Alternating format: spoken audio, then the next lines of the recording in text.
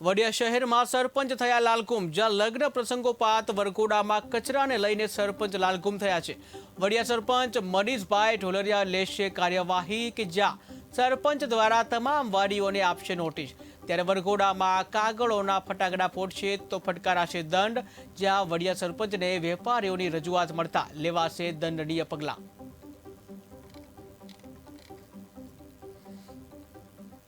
મને જે વેપારીઓ છે એ લોકો લેખિતમાં મને અરજી આપી ગયેલા છે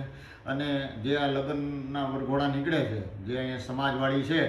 ત્યાં બધા જે એના પ્રમુખો છે એને હું કાલરોજ નોટિસ આપીશ અને એની અમલવારી કરવામાં નહીં આવે તો એને 5100 રૂપિયાનો દંડ કરવામાં આવશે ગ્રામ પંચાયત વડિયા તરફથી। અને કોઈ પણ વરઘોડાવાળા હશે એને વાડીવાળાએ સૂચના આપવામાં આવશે કે ભાઈ કાગળવાળા ફટાકડા ફોડવાના નથી, એમને જે કરવું હોય તે કરે। બીજા નંબરમાં